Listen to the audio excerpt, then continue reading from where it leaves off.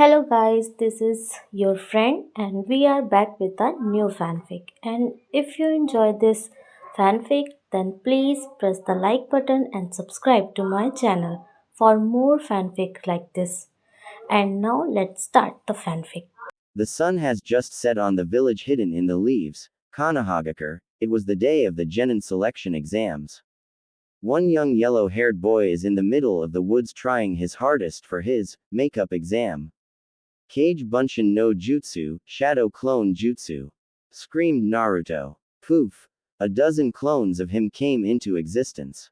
Yada! Yelled Naruto. The scroll said that these were solid clones. Better test one out to make sure so I don't fail the exam, he observed. Come here, he told one of the clones. As it walked over, Naruto suddenly charged said clone and kicked it in its face, leaving only enough time for him to see its slightly shocked face before it poofed once more out of existence. Strange, my face kind of tingles like something struck it. Maybe I'll ask Gigi about it later. What should I do now? I've already mastered the jutsu, so I guess I could just rest. Murmured Naruto to himself as he sat on the ground to wait for a teacher to grade his work. About an hour later, a man in black pants and shirt with a green flak jacket, his hair in a pineapple-looking ponytail and a scar across his nose came into the clearing and found Naruto just napping on the ground. He steals a scroll of powerful and forbidden techniques from the most important person and place in the village, and when I find him he's taking a nap in the middle of nowhere. He asked himself as he walked up to the young blonde. Coughing lightly into his fist, he gathered as much air into his lungs before shouting at Naruto, his head somehow growing as he did so, "You moron, what the hell are you doing?" Naruto, scared out of his sleep, was momentarily terrified, convinced that the village was under attack or something, before realizing he had company. "Uruka-sensei, I found you, Datebao!" shouted Naruto. The now identified Uruka sighted as he pinched the bridge of his nose, sighing before telling Naruto, "No, I found you. Now what are you doing out here and why did you take the forbidden scroll?" The blonde looked at Uruka with a rather confused expression on his face. "What do you mean, Uruka-sensei?" asked Naruto. "I'm here training for the makeup exam," he said as if it were the most obvious thing in the world, like the color of the sky, or the awesomeness of ramen. "He came out here to train. He's exhausted and was napping when I got here. How long was he working?" "Wait. What do you mean makeup exam, Naruto?" asked the scarred man. Naruto smiled as he proudly hefted the large scroll. "Mizuki-sensei said that if I got this scroll from the Hokage and learned a jutsu from it, I could graduate since I failed the normal exam." "That's strange. Why would Mizuki tell him that? Unless..." All of a sudden the sound of shuriken and kunai being thrown reaches his ears. "Naruto, get down!" shouted Uruka as he tackled his student. "Well done, Uruka. I didn't think you had it in you," shouted someone in a tree on the edge of the clearing. He was a silver-haired man in the same outfit as Uruka, but with a pair of gigantic throwing stars on his back. "Mizuki, what is the meaning of this?" shouted Uruka at the silver-haired man. "I've gotten rather bored here, Uruka. This place has been holding me back from day one. So I found a new master, one that will give me power. All I needed was a little gift and all that I ever wanted would be mine." "You're insane, Mizuki," shouted Uruka. "Come, Naruto, let us leave this place and fulfill our every dream. Give me the scroll," screamed the demented silver-haired man. "Don't give it to him, Naruto," yelled Uruka. Cackling, Mizuki simply asked, "And why should he listen to you, the one who lied to, and hated him all his life, Do you want to know why you are hated, Naruto? Why no one loves you or ever will?" "Stop, Mizuki," yelled a desperate Uruka. "It's because you are the nine-tailed fox that attacked the village 14 years ago. It was you who killed the fourth Hokage. It was you who killed Uruka's parents." "What?" thought Naruto, "is that true? Am I just a monster? Did I kill all those people? Did I kill the Yondaime and Uruka's parents? If that's true, then I guess I deserve to be treated this way." "No, he's not," shouted Uruka. He's just a child who's had a burden no man should carry on his own thrust upon his shoulders. He is Naruto Uzumaki, shinobi of Konohagakure no Sato. Naruto then remembered all the people who made his lonely existence bearable, the Hokage, Iruka, and the family who ran his favorite ramen stand the Ichirakus, and he began to smile. Thanks Iruka-sensei, I know who I am Naruto Uzumaki, the next Hokage. Mizuki just stood there and smirked. How can you be a Hokage if you're dead? He asked as he grabbed several shuriken and kunai and threw them at Naruto. Shit, thought Iruka as he tackled Naruto, getting him out of the line of fire, thus making the kunai hit him instead and pinned him to a tree. With Iruka pinned to a tree by kunai, Mizuki wound up one of his giant shuriken about to throw it, with Naruto watching from where Iruka knocked him down to. Say goodbye to your demon brat, Iruka! Screamed the insane Chunin, as he let fly with the shuriken. No, no, no. I can't let Iruka-sensei die like this. But I'm not strong enough to beat him. Do you want power, boy? What? He thought as he fell into the blackness. Inside Mindscape, Naruto woke up groggily, before shortly realizing he was in a strange sewer, lying in the water. Ew. Why am I in a sewer? Wait, Iruka-sensei. He started to panic slightly before realizing that before he could help his sensei, he had to find out where he was. Noticing the water was flowing like a river, he decided to go upstream to see where the source of the water was. Following the pipes, he soon came to a large chamber with an area sectioned off by gigantic metal bars closed with a paper with the kanji for seal on it. Feeling this was important, he walked up to the gate, only to jump back as a large pair of red eyes opened behind it, as well as a large toothy disturbing looking grin appearing and a deep booming laughter being heard. So my warden finally graces me with his presence, said the same voice he heard in the forest. Where am I? Asked Naruto. We are in your head, Kit. The place that represents your mind, said the voice. Why, you're the fox, aren't you? The Kyuubi no Kitsune, asked a terrified Naruto. That I am, Kit. So do you want my power? Asked the fox. I do want power, but not yours. I want my own power so I can protect my precious people. If it is not my own, it would be a hollow victory, replied the young blonde. The Kyuubi stared at Naruto for a few moments before bursting out into laughter, and saying, Good answer, Kit, you're a warrior born. Tell you what, I think I'll give you a new power. Don't ask me how it works as I only understand the basics myself. So do you accept? That depends on what this power is, and what you want in return, said Naruto, slightly suspicious of the giant fox. Once again the fox burst into laughter. This power is what I believe you mortals call a Kekkei Genkai. And all I want is a chance to see the outside world.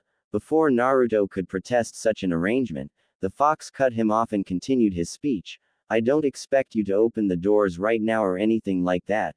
That comes later when I eat you. Right now I just want you to tear off a small part of the seal so that I can see through your eyes, smell through your nose, hear what you hear. After 14 odd years of being locked in a cage in the sewers, I've gotten rather bored. How large a part of the seal? Asked Naruto. About the size of your thumb, replied the Kyuubi an. Yes, the ripping off a part of the seal thing is a cliche, but I don't care. Isn't a Kekkei Genkai something you get from your parents? If you're asking what I think you're asking, then yes, if you have children then they could have this bloodline as well. What kind of Kekkei Genkai would I get? It is a power called black blood and it turns your blood black as well as allowing you complete control over it. Again, I don't know what exactly you can do with it, but I can think of a few things, such as forming weapons with it and making a type of armor, or simply surrounding someone with it and crushing them to death, as well as increasing the amount of blood in your body by about triple the amount. Kyuubi explained. What do you mean triple the amount? Questioned the confused blonde. The average human adult has 5 pints of blood within their body, little over a gallon. Triple that and you get 15 pints, which is just shy of 4 gallons. You on the other hand are a 14-year-old midget, Kit, so you don't even have that much. But how would I get it out of my body without cutting myself or getting hurt over and without killing myself due to blood loss? Asked Naruto, a little miffed about being called a midget. Well, you see, when you use your powers, your skin will open up like a lid, think Kimimaro, and when you're finished getting the blood you'd need, you'd simply close up without a trace, or I'd suggest you put as much into one of those sealing scrolls you mortals are so proud of as you can. As for dying from loss of blood, you'd only need the normal amount to live, which means you essentially have 2 bodies worth of blood to go through before you enter the proverbial danger zone. That does sound pretty awesome. Alright, I'll do it, Datebeo, shouted Naruto, as he walked up to the gates. He reached up to one corner of the seal and slowly and meticulously ripped of a piece no larger than the last digit of his thumb. All of a sudden, large amount of a red substance started to crawl towards and engulf Naruto.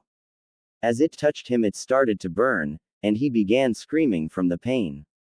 HMPH. Did I forget to mention this was going to hurt? Oh, how careless of me, said the fox, without a hint of remorse in his words. Naruto soon collapsed on the floor of his sewer, panting for breath as he glared at the fox. Is there anything else I should know? Let's see. Well, since this isn't a Dujutsu Kekkei Genkei, there are elements that combine to make it. In this case, along with whatever your natural affinity is, you now have an affinity for earth and wind. What do you mean? Asked the clueless blonde. Very well, you idiot Kit, I'll explain. Mortals usually have what are called affinities to certain elements, which means that using a jutsu from that element is not as taxing as another. Take you for example, unless your natural affinity was already for fire, now that you have that black blood, a fire jutsu will always cost more than either an earth jutsu or a wind jutsu. Sugoi. So I have 3 affinities now? Asked a suddenly hyperactive Naruto. Silence, screamed the fox, instantly getting Naruto to calm down. You might have 3 affinities, Kit. Earth or wind might have already been your natural affinity. Scolded the fox, leaving a sheepish Naruto. So my blood is now black? You said I had complete control of it. How does that work? How do I control it? Wondered Naruto. Yes, it is, and from my understanding you simply have to channel chakra to your black blood and then it will bend to your will. Now I believe you have a teacher to save, Kit. Iruka-sensei. Holy crap, I forgot all about him.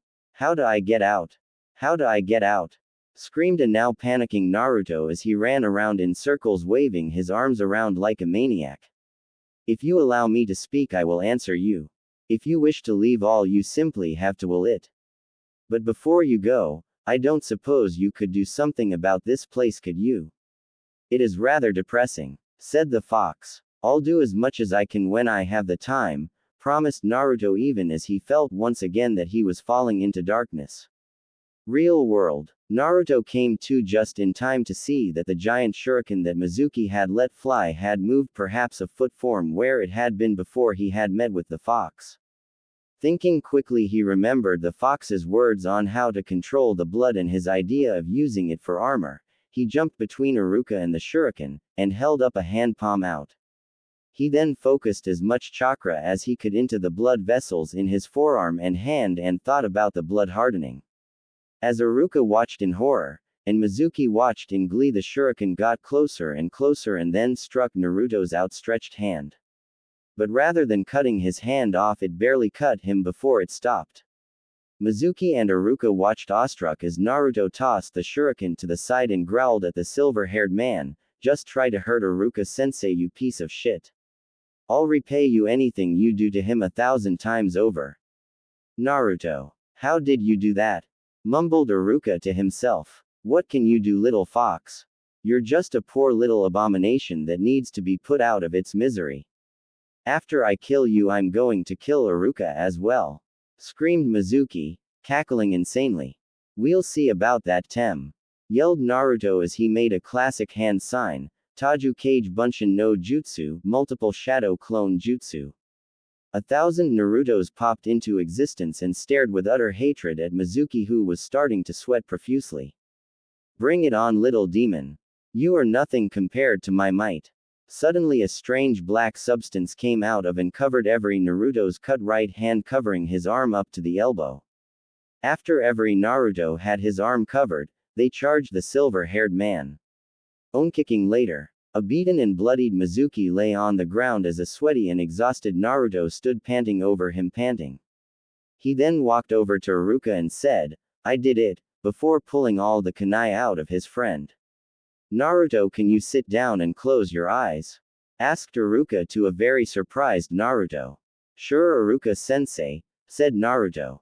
Soon he felt a strange weight on his head and had to resist the temptation to look. "All right, Naruto," said Iruka, causing the blonde to open his eyes. The first thing he noticed was that Iruka no longer had his Hitai-8, which caused him to feel his forehead. He then started to tear up as he felt Iruka's Hitai-8 on his head. "Congratulations, Naruto. You passed this year's Genin selection exam," said Iruka with a proud smile towards his favorite student. He was then tackled to the ground by an ecstatic blonde blur, which was laughing merrily. "Nay, Naruto, how did you do that anyways? The thing with the shuriken and your arm?" wondered the scar-faced man. "Oh, that's easy, Iruka-sensei. It was a Kekkei Genkei that the fox gave me." "You're damn right I did," said the fox, startling Naruto for a second, but he decided to worry about it later. Iruka wondered for a second if he had gone crazy or was sleeping, but he had always been sane and he was in too much pain to be asleep. "I'm sorry," asked a deeply confused Iruka. "When Mizuki Tem threw that shuriken at you, the fox pulled me into my, I think he said, mindscape or something. Anyways, it asked me if I wanted power, and I told it only if it was my own power to protect my precious people, or else it would be a hollow victory. It then gave me a bloodline which allows me to freely control my blood as well as tripling the amount of blood in me. He then told me that if I didn't have it before then I have both an earth and a wind elemental affinity. It then said that I can give the ability to my kids if I had any." The new genin ecstatically explained to his sensei.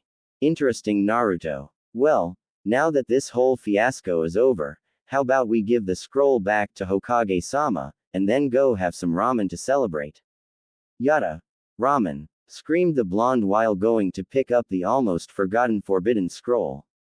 As they left for the Hokage's office, neither one noticed nor cared that the Hokage's elite forces, the Anbu, showed up and took Mizuki away. At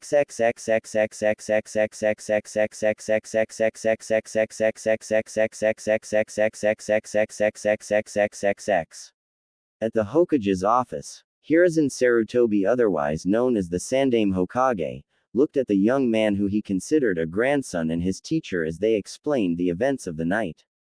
"And then Naruto picked up the scroll and we came here, Hokage-sama," finished Iruka, who was standing at attention in front of the Hokage's desk.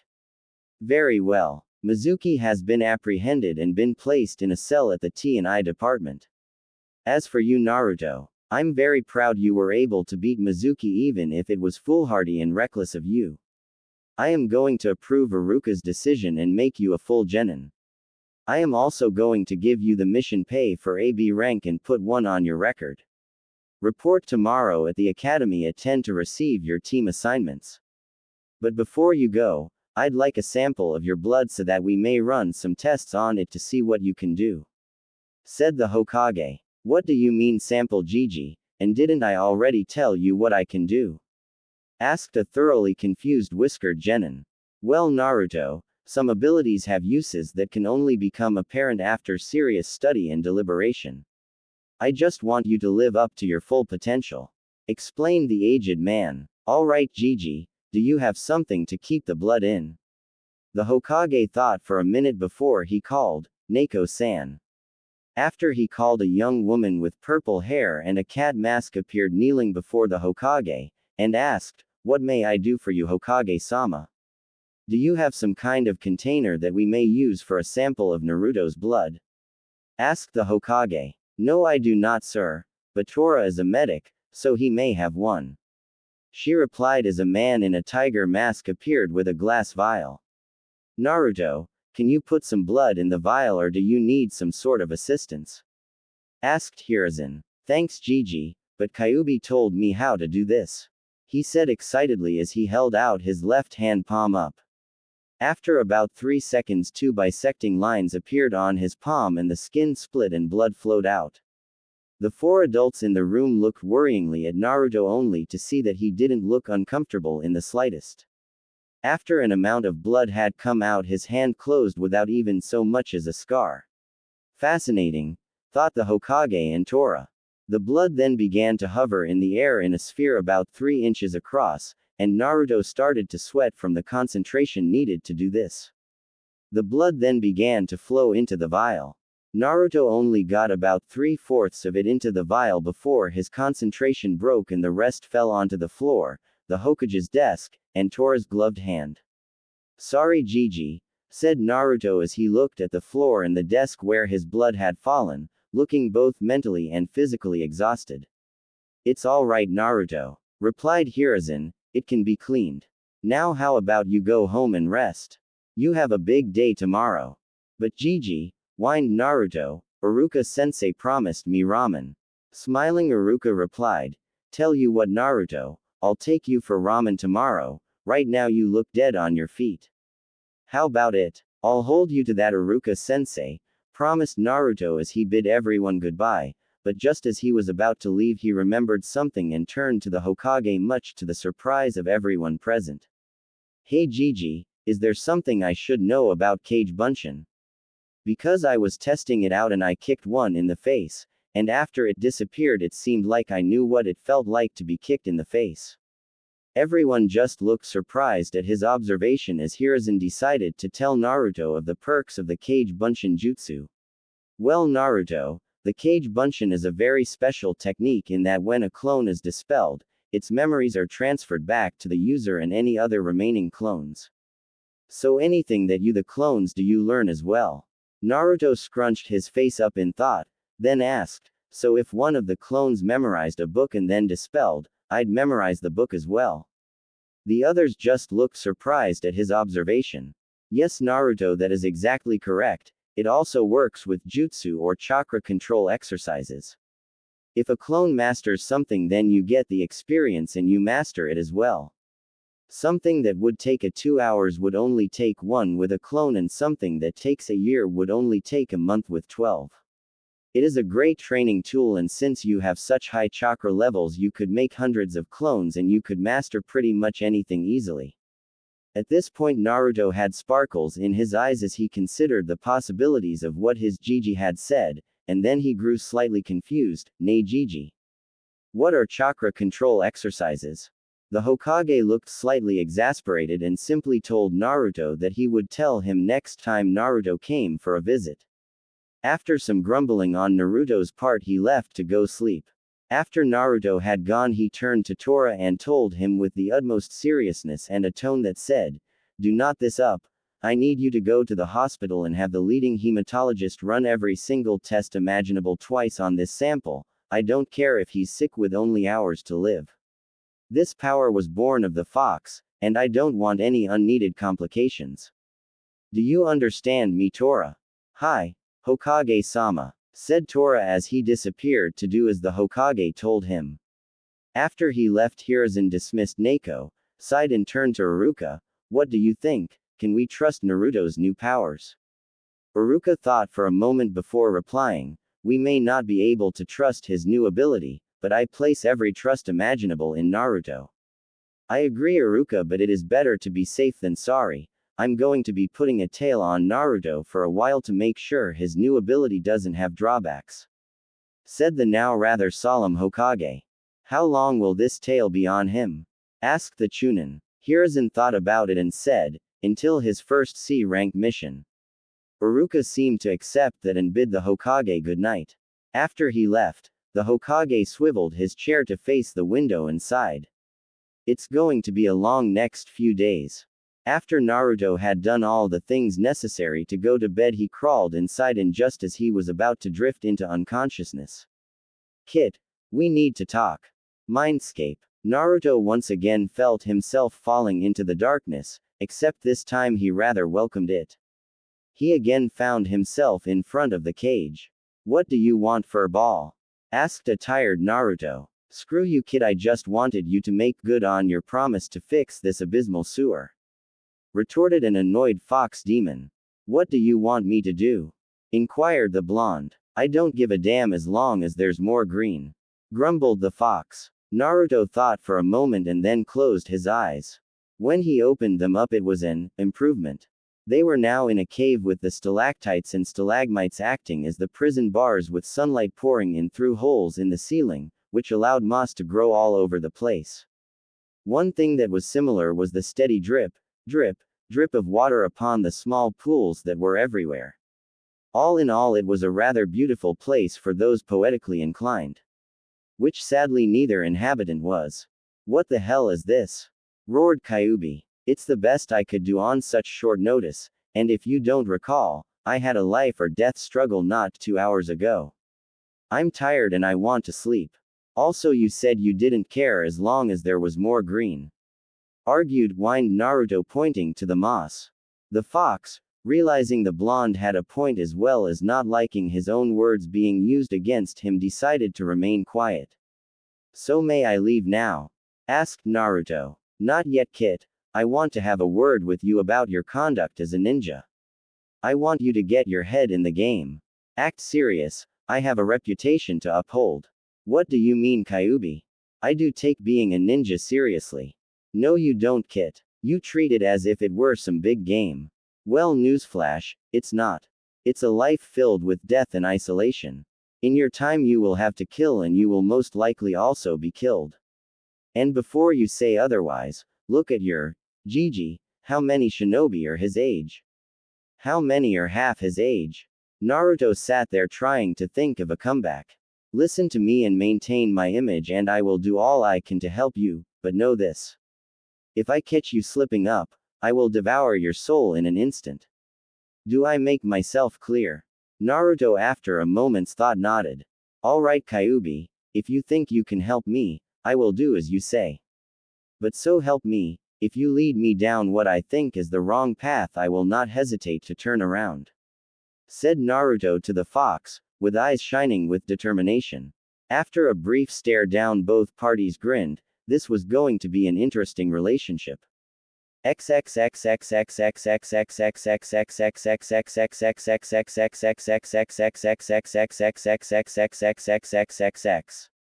next day, as Naruto awoke from his slumber, he began to remember the events from last night. Man, that was one crazy dream, he said as he began stretching. I agree with you, Kit. I am too good to be true, said the kitsune, startling Naruto enough where he fell out of bed. What the hell? Yelled Naruto as the Kyubi laughed at him from inside his head. Wow, Kit, you really are dumb as a brick, said the Kyubi, ignoring the indignant. Oi, weren't you supposed to do something today? Oh, I get assigned to my genin team today, shouted the ecstatic blonde ninja. As he started to get dressed, he suddenly found himself flinching at the sharp reprimand coming from within his head.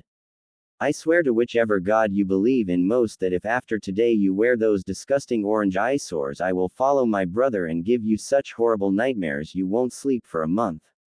What's wrong with my jumpsuits? Shouted an indignant Naruto. They are abominations and to throw them out would do a disservice to the trash. As well as they are highly impractical in the field. You might as well just hold up a gigantic sign that says, "Over here, come kill me." Also, you don't have to say your answers out loud. While it would be funny to see the villagers' reactions to you talking to yourself, I'd hate for you to be in a room for crazy people. After a little more arguing, Kyubi managed to convince Naruto to give up the jumpsuits. At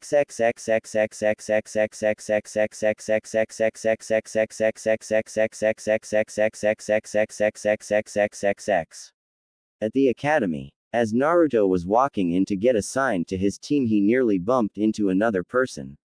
This boy was Kiba Inuzuka, another graduate who had fang tattoos on his face and what to Naruto seemed like a strange obsession with dogs. Hey Dobi, what are you doing here? Only the people that graduated should be here, asked Kiba, shouting for no real reason. As Naruto was opening his mouth to respond, he listened to what Kyubi told him to do, and so he just smirked, pointed to his Hitai 8, and walked past the flabbergasted dog lover. Looking around for a seat, he decided to take one near the middle of the class, in an empty row, and just observed the rest of the class. After a while, twin purple and red blurs shot into the classroom. One. As they stopped just inside the door, you could tell it was two young girls, one a platinum blonde, the other a pinkette. As they went off on each other about Kami knows what, Kyubi decided to strike up a conversation. What kind of kunoichi has pink hair? Shut up, Kyubi. Sakura-cha. Silence, Kit. Why do you even like her? All she does is hit you while fawning over duck over there. Come on, Kyubi, she's not that bad. For once, Kit, you're right. She's worse. As they had their silent argument, Uruka walked in and saw that everybody was there, so he decided to start. All teams are canon, too lazy to do anything else.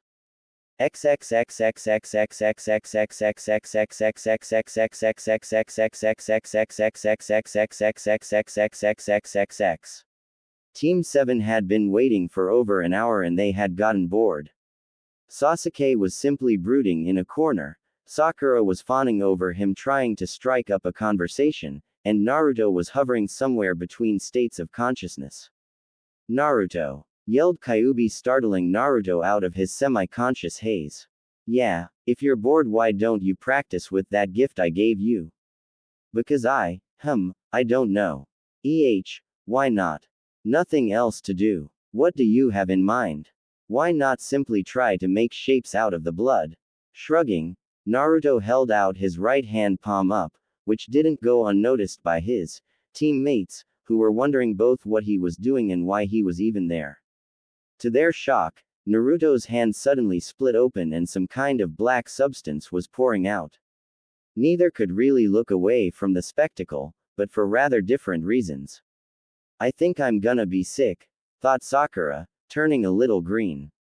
How is the Dobi doing that? Wondered Sasuke, finding himself interested despite his self-imposed aloofness. Then the liquid began to form shapes. It first turned into a slightly lopsided sphere, then a star, then a rectangle, a heart, a pyramid, switching to seemingly random shapes at seemingly random times, though as time passed, the shapes got less defined and he was starting to struggle. Dobi, what are you doing and what is that stuff? Sasuke asked rather awkwardly. Well, Tem, I'm trying to control it, and as for what it is, it's my blood, he said casually as if simply remarking on the weather, though his new comrades almost threw up.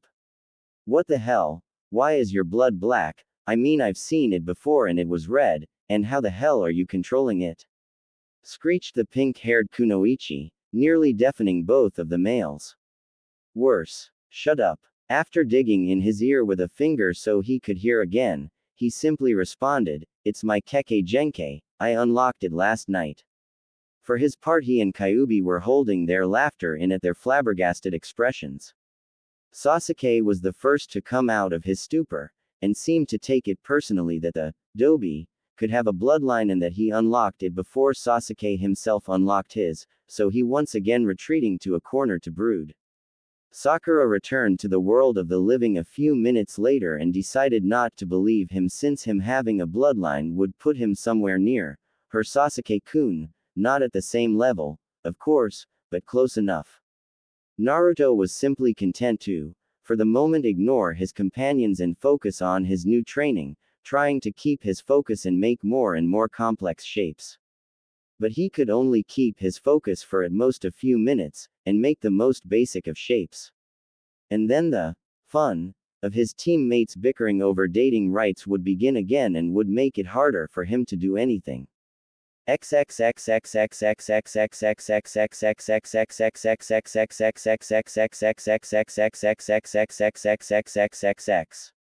This was the scene that Kakashi walked in on another hour and a half later. A black-haired one in a corner seeming angry for some reason, a pink-haired kunoichi fawning all over him outrageously, and the third blonde one sitting near the windows, with a black mass hovering over his hand, forming shapes. Kakashi had been told of Naruto's new abilities, yes. But being told was one thing, seeing was another. While he was slightly intrigued, he hid it well behind his mask of indifference. Team 7, he lightly asked, which apparently startled the new genin. As the brooder shot to his feet, the pink-haired one jumped so hard she fell out of her chair, and Blondie lost all concentration and the black liquid just fell to the desk. You know you're cleaning that, right? Deadpanned the Junin. After some mild cursing he continued with, meet me on the roof in 5 minutes. Before vanishing in a swirl of leaves.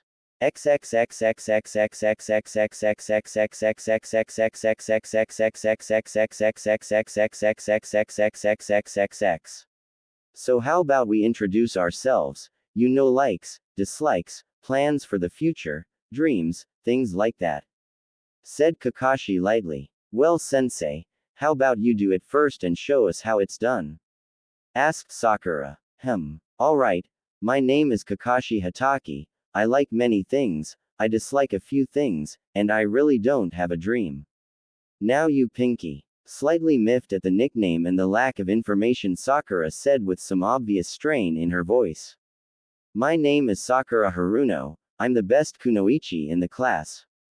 I like Sasuke, and hate Naruto, and my dream for the future.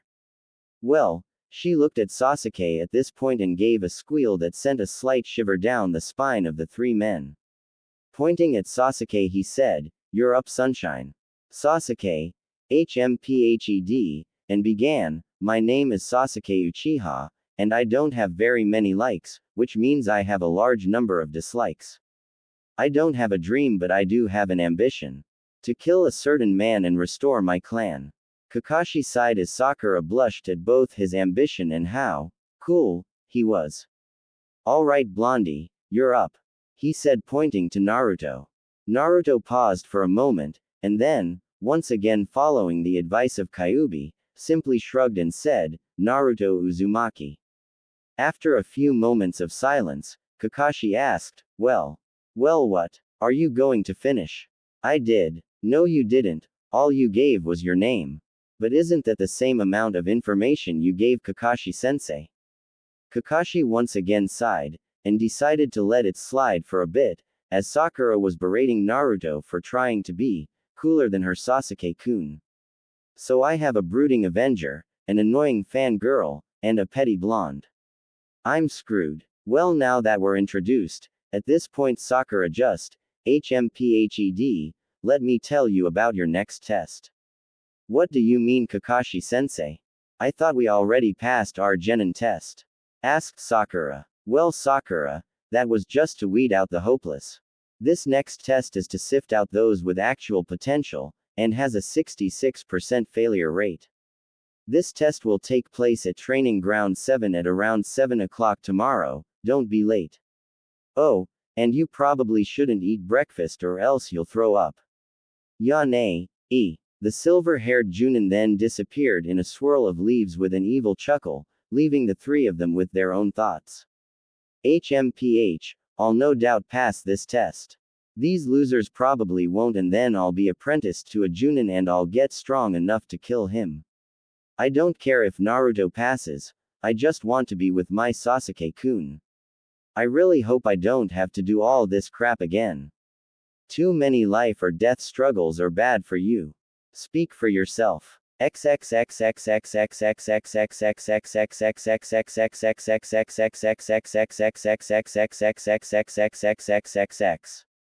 Somewhere in town, walking around, Naruto was simply wondering how to pass the time. What do you think, Kyuubi? Well, you could go shopping for clothes, or do that clone thing the decrepit old man was talking about. Hey, Gigi is not a decrepit old man, Dadbao. Whatever, just do something, you're boring me. Naruto then walked into a shop called Higarashi's, considered by many to be the best place in town for ninja supplies. Hello, can I help you? Asked the girl behind the counter. Yeah, can you direct me to the ninja clothing section? Not if that's what you're going to wear. It's in the back just past that rack of swords. If you need anything, I'm Tenten. Naruto, after grumbling about how no one appreciated the color orange, thought for a moment and just couldn't help himself. What's your name if I don't need anything? After dodging several kunai, he made it to the clothes section and started picking stuff out. After about 10 minutes, he walked up to the counter and placed down several sets of the same outfit.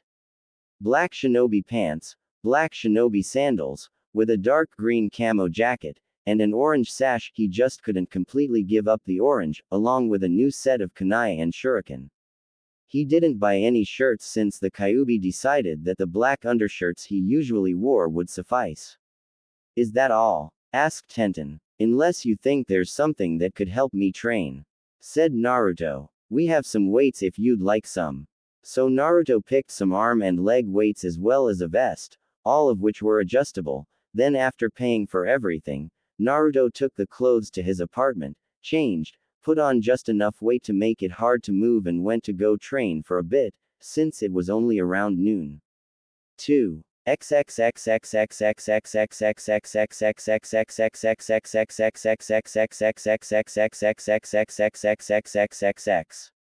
Random training ground. Naruto was wondering of what to do when Kyuubi told him, why not send a clone or two to the old man and ask him for one of those exercises, and go send a couple to the library for some books.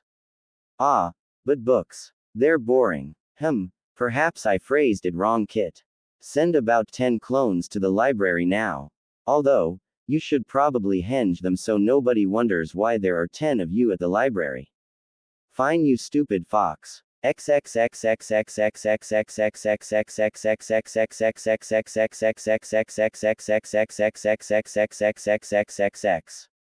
About 3 hours later, over 100 Naruto clones were lining up with their own separate trees, all had bruises and scratches, and all were panting. Another 100 clones were working on controlling the black blood. All the while that this was happening, the real Naruto was simply working on his body, push-ups, pull-ups, sit-ups, laps, punching and kicking a training log, and throwing kunai and shuriken. This was the scene that Iruka walked in on as he was about to take Naruto for some ramen. Wow, he only heard about it yesterday and he's already using the Kage Bunshin shadow clone to help him train. He's going to be terrifying in his prime. Hey Naruto, how about we get that ramen I promised you and you can tell me about your new sensei? Sure, Iruka sensei, just let me do something, he responded as he turned back to his clones. Alright, if you're almost out of chakra, dispel. The rest of you henge and go to the library and just read whatever. At this point most of the clones dispelled, leaving only around 10 with the original Naruto and those at the library, giving them a massive case of memory overload and a huge headache. Ah, what the hell? Screamed the blonde. Well, that's what happens when you get several weeks worth of memories in a single second. Explained Iruka. So dispel slowly next time, right? Yeah.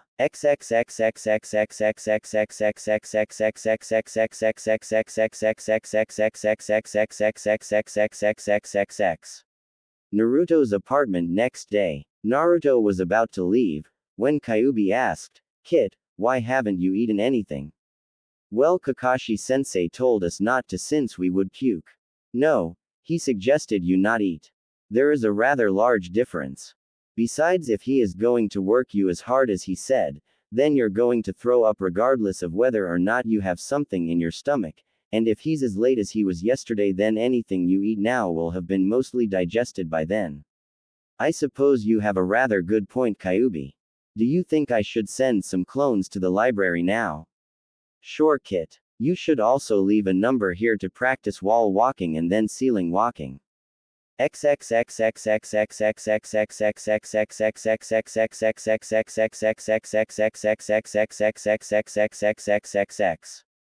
Training ground. Hello Sakura-chan, Tem.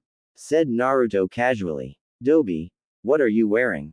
Asked Sasuke. Yeah Naruto. Stop trying to impress me. It's not going to work. Sasuke is my one and only. Yelled Sakura. Why is the first thing you think when you see me doing something different, is that I'm trying to impress you? Are you really that full of yourself? How could I not have noticed? Because you're a moron. Because that's the usual reason, replied Sakura smugly. Naruto shrugged, not able to deny the truth behind the words and simply said, I felt like a change. I'm a ninja now, so I should at least look the part. Whatever Dobi,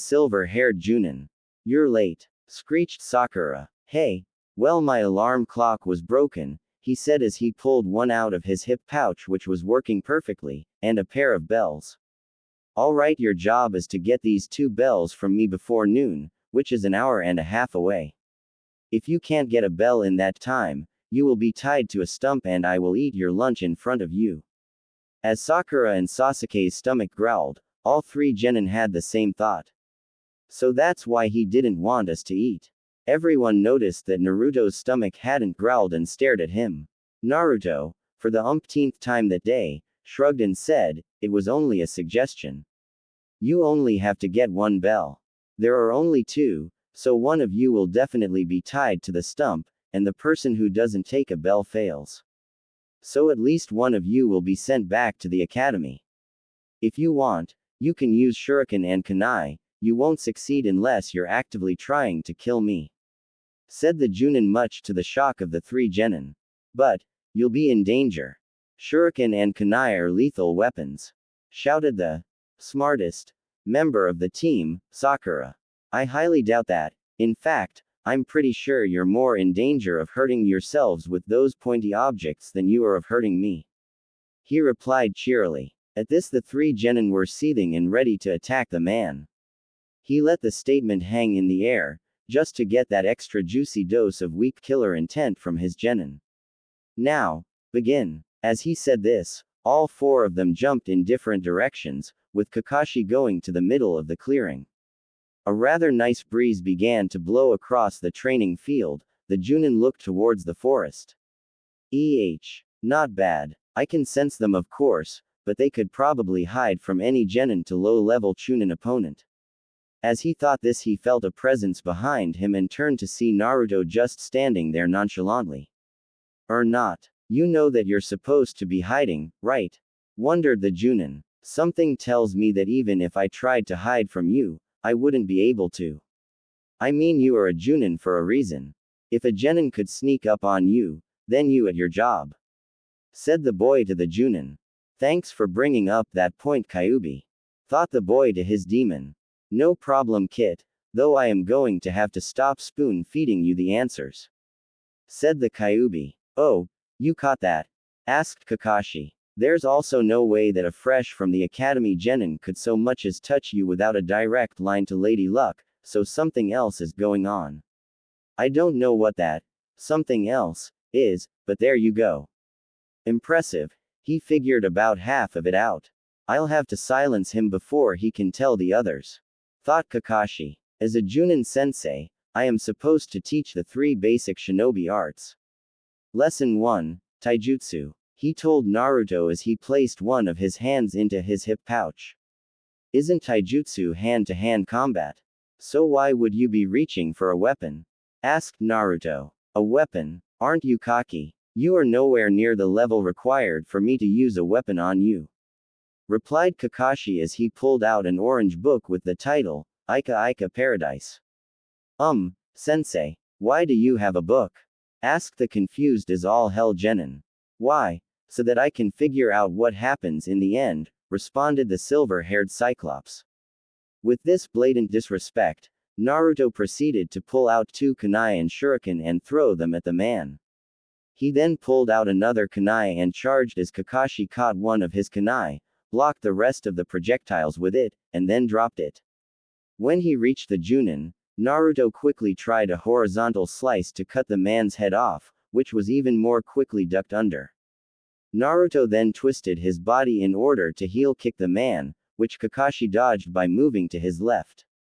Naruto then took another swipe with the kunai only for the man to jump backwards. Naruto used the momentum for his swipe in order to spin full circle to increase the power when he threw his kunai. But no one was there. All of a sudden Sakura burst out of the bushes screaming, "Naruto, behind you." At this Kakashi started saying, "Tula," before getting interrupted by 4 black spikes shooting out of Naruto's back. Shit. He has way more control over it today than he did yesterday. Kakashi screamed in his mind. "What were you saying, Kakashi-sensei?" asked Naruto, before getting curb stomped into the river. "Well, that didn't go as planned," thought Naruto to himself underneath the water. "What the hell did you expect? You said it yourself, you wouldn't be able to lay a finger on that guy. So what am I supposed to do?" Naruto thought back as he used chakra to stick to the bottom of the pond. Think about what he said. There are 2 bells but 3 of you, which would be a 66% pass rate, but yesterday he said it was 9 out of 27, which is 33%. That means that either only 1 of each team will pass, or 3 out of 9 teams of 3 will pass. Now, what does that mean? How the hell should I know? The only thing I can think of is that we are supposed to work together. But, having only 2 bells would make it so that we would fight. Exactly, Kit. What better way to defeat your enemies than to pit them against each other? You may have a point there, responded the blonde as he ceased using chakra and started to swim to the surface. Did he drown Naruto? Was the combined thought of the 3 people above the water as Naruto hadn't surfaced in over a minute. All of a sudden a number of shuriken began to shoot out at Kakashi, which he simply caught. So you were simply trying to get me to lower my guard, thinking that you had drowned? Asked the man. Not really, I was just thinking, and I think I may have figured out the true nature of this test. Oh, and what's that? I really don't see the need to tell you, responded the whiskered genin as he charged the man with what appeared to be a staff made of his blood. As the two were having their conversation, a Naruto came up on Sasuke and Sakura at the same time and said the same thing. We need to work together. Whatever Dobi, I don't need dead weight, and you'll just hold me back, said Sasuke, as he went off to find a good place to fight Kakashi, leaving the clone to dispel itself. No way in hell, Naruto. The only one I'll work with is Sasuke-kun, screeched Sakura as she went off into the forest to get away from another Naruto clone, who also dispelled itself. Well, what do you know, he really did figure it out, thought Kakashi as he dispelled the clone that had been distracting him. What to do? What to do? What do you think, Kyuubi? Asked Naruto from his position in a clearing. Maybe you should wait until they get their asses kicked, and then ask again, responded the fox. After having a rather pleasant discussion about which type of meat is the best, Naruto said pork while Kyuubi said rabbit. They hear a scream. Looks like Sakura is out of the running, thought Naruto to the Kyuubi. Probably. Let's go wake her useless up, Kyuubi commanded Naruto. Searching through the forest, Naruto felt a large flare of chakra. Satem is fighting too, huh? I'll find Sakura first and then go scrape him off the forest floor. Soon enough they come upon an unconscious Sakura, and began shaking her to get her awake. Sakura-chan, Sakura-chan, you need to get up, we need to work together. Soon enough, Sakura began to stir. As she was waking up she started to mumble and then without warning, pounced on Naruto, screaming, Sasuke-kun. After realizing what was going on, she immediately let go and slapped Naruto. Naruto, what are you doing, you pervert? Stop trying to feel me up while I'm unconscious, she scolded. What did I do? I was shaking your shoulder trying to wake you up when you jumped on me. And indignant blonde shouted back. Whatever, Sasuke-kun. Now look what you did. You distracted me so I would lose track of Sasuke-kun and he would die, so that you wouldn't have competition, didn't you? She screeched, accused it of him.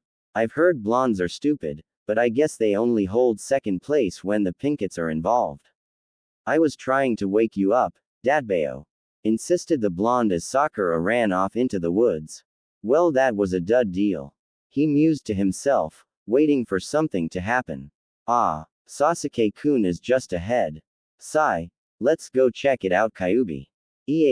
I say let them stew in their own filth. Naruto then proceeded to walk over to where he heard the voice from while arguing with the fox. When they reached the clearing, Naruto and Kyuubi stared, and stared, and stared, and then burst out in hysterical laughter at the scene in front of them. 3.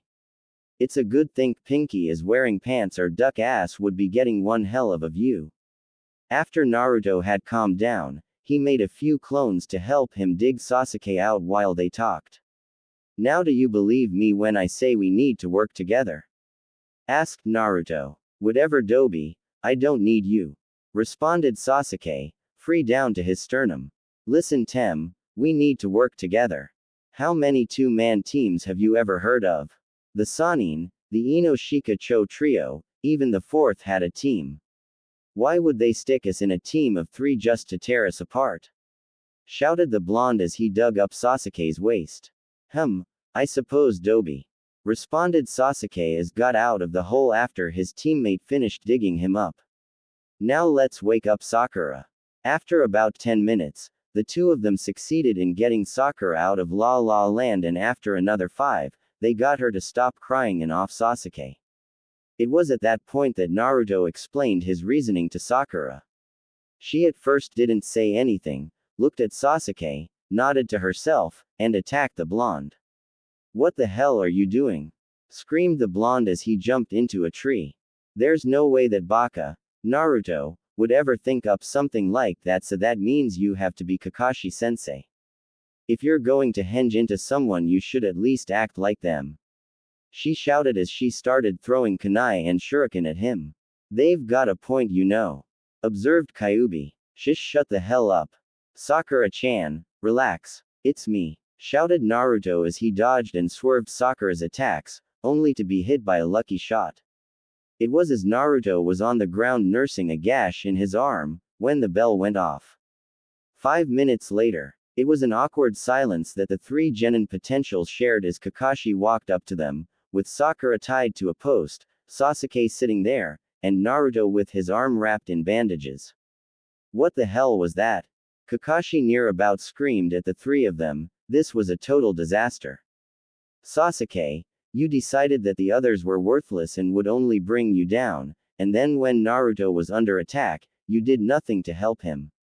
Sakura, you did absolutely nothing but try to up to Sasuke, and Naruto, you tried to do everything by yourself. Naruto did figure out the test, but I need to see actual teamwork, not just talk. Let me ask you something, do you think this is a game? You make me ashamed to be called shinobi. If I had my way, you would be dropped from the program, but I'll give you one more shot, and that's it. Eat your lunches, but Sakura doesn't get any. And with that the man left the 3 of them with an awkward silence. So what now? Asked Sakura. Here, Sakura-chan, I ate breakfast so I shouldn't be too affected by not eating, and we all need our strength. Responded the blonde as he held out his bento. Here, Sasuke said suddenly as he too offered some of his bento box to Sakura, saying, we can all share, that way we all get to eat some food. And besides, what better way to show teamwork than to feed a starving comrade? As the 2 males were taking turns feeding the girl, a huge cloud of smoke poofed into existence and out of it Kakashi appeared. You. He screamed, effectively making the 3 genin crap themselves. You. Pass. 3. Kakashi finished with a smile, getting a WTF face from all of them. Huh, was the combined intelligent response. You pass. You are the first to disobey me and feed their comrade, and a true ninja must see underneath the underneath. Said the silver-haired man as he walked to the stone in front of the posts. This stone has a list of heroes. It is a list of those who lost their lives in the line of duty. The names of all my friends are on this stone. Remember, those who disobey the rules are trash, but those who don't care about and abandon their comrades are lower than that. As he was talking, the 3 children were hanging on every word like a lifeline. He's awesome. Now that concludes the training for today. Meet me here at 7 a.m. Tomorrow we begin our duties as Team 7. The Junin shouted as he gave the 3 a thumbs up. Yeah! Screamed Sakura and Naruto.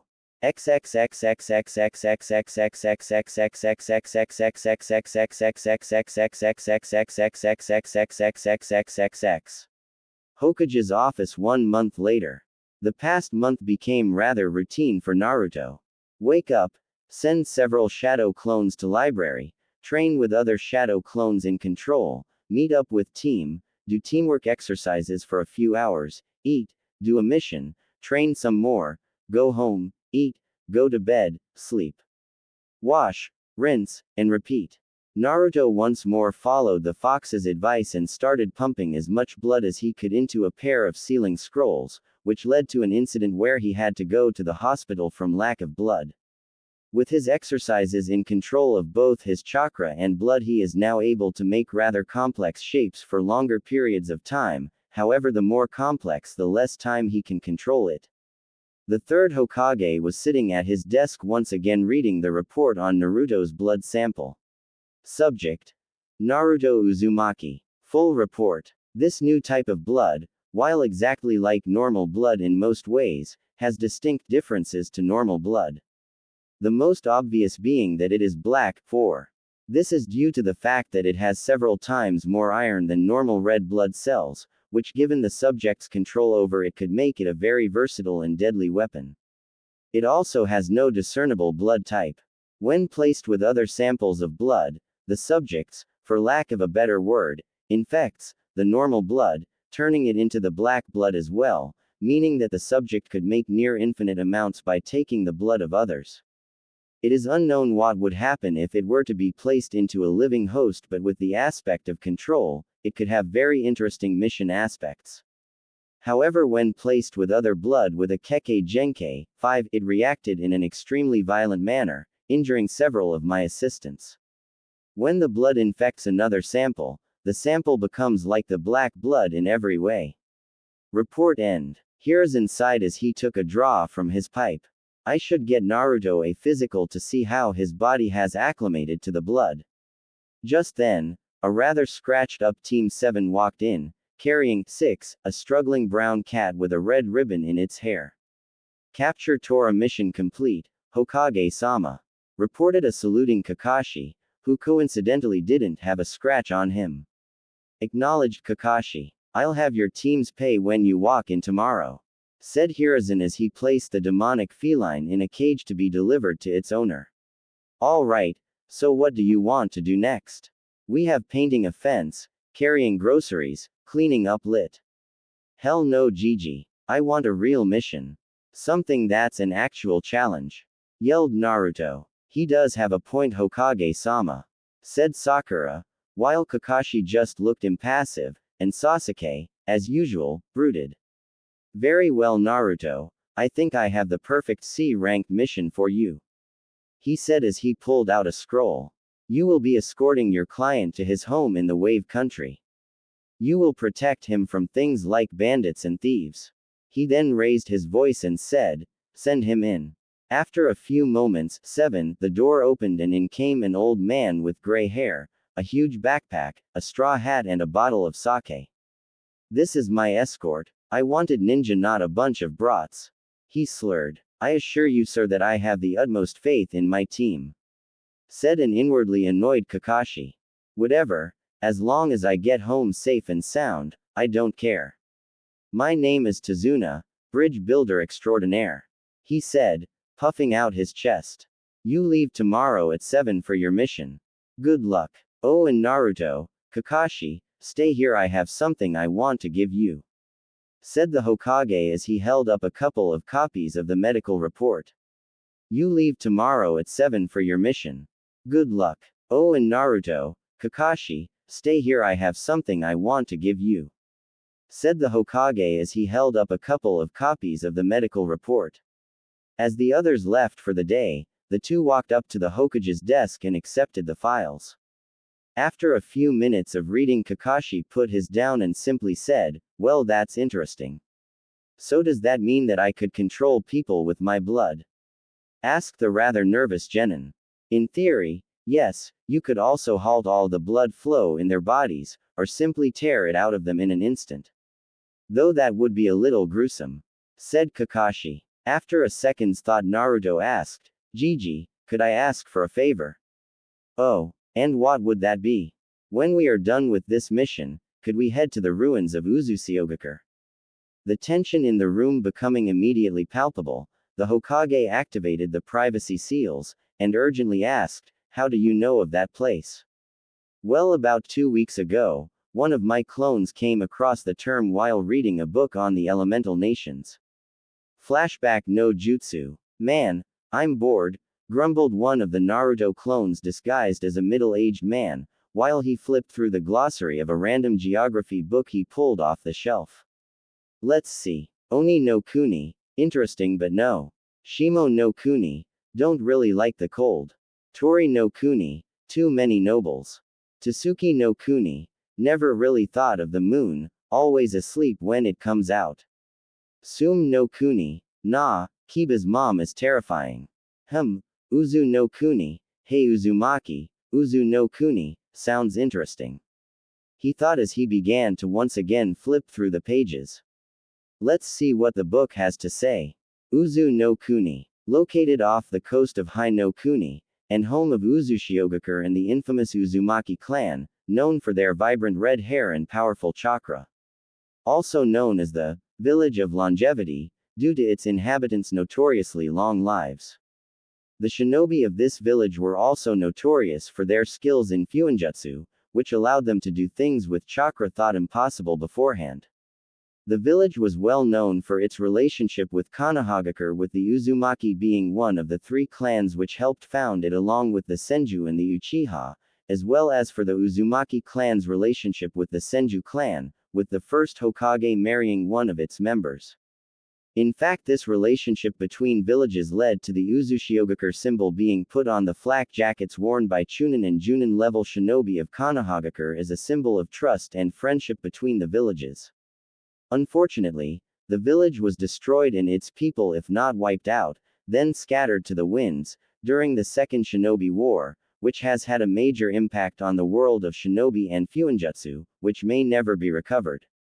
My clan was famous. They had an entire village. Why has nobody told me about this? Is this why I don't have a family? So the spiral is the symbol of another village, huh? Fuinjutsu, maybe I should give it a shot. I wonder if I could ever visit the place where my ancestors lived. The place which could have been my home. Thought the clone as he dispelled. Flashback no Jutsu Kai. After that, I decided to learn some more about fuinjutsu and Uzushiogakure. I've actually been able to make some stuff, but this is it. Explained Naruto as he pulled out 7 small sealing scrolls, 2 of which had his kokutsu sealed inside, and a mass of exploding notes. Naruto, how long have you been able to make those things? Inquired the Hokage. Well, the notes are really easy to make, oddly enough, but I've only been able to make the sealing scrolls for a couple of days. Said the blonde. If that's so, then how did you seal your kokutsu inside those 2 scrolls? Asked Kakashi as he pointed to the 2 in question. I bought them, explained Naruto, but they were really expensive. Gama-chan 1 was almost completely dead, and I didn't really seal all that much into them, only about 7 liters each. Well, I don't see why I shouldn't let you go, but I also don't see why I should either. Tell you what, if you promise to bring back everything you find for myself and a seal master to look at, as well as giving your teammates each one of your scrolls and some of the notes, then you can go. I'll also make whatever you bring back an Uzumaki clan secret so you don't have to give it to the council. I also have some scrolls on fuinjutsu if you'd like to have them, said Hiruzen. I promise, and thanks Gigi, said Naruto as he headed for the door. When he was gone, the Hokage called out, Neko. And the cat-masked woman appeared. Yes, Hokage-sama, what have you observed about Naruto's new ability? He seems to have a high degree of control over it, as I have seen him make some very inspired shapes. I have also watched him make several different weapons such as a claw, a katana, a tanto, a scythe, and an odachi. He also made a shield, and is apparently able to make his blood harden both over and under his skin to make a form of armor, with which he was able to break one of his clone's hands. He can control the blood up to 30 yards, though he can't make very complex shapes at that distance. Interesting, it would appear that he has been taking his training rather seriously. I wonder how he has been doing on his tree walking.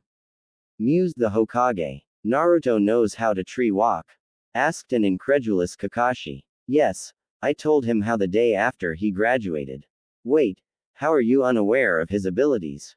What have you been teaching them? Asked the now infuriated Hokage. Teamwork. Kakashi timidly responded, asked. Kakashi, I'm not disparaging you as a teacher, but you need to actually teach them something. Shouted the Anbu. They are my students, and I will decide what to teach them. What good are fancy jutsu if you don't have the teamwork to back up your squad mates? Shouted a pissed off Kakashi, angry that his competence had been called into question. So says the man who copied over 1,000. What good is teamwork if you don't have the necessary skill to back it up? Honestly, he does no jutsu, and if what you're saying is true, then he learned them on his own. Scrolls are teaching him more than you are. Shouted the equally furious Neko. Kakashi, you need to actually teach your students more than just how to be good squad mates. After they pass the Chunin exams, they may never be on the same squad again.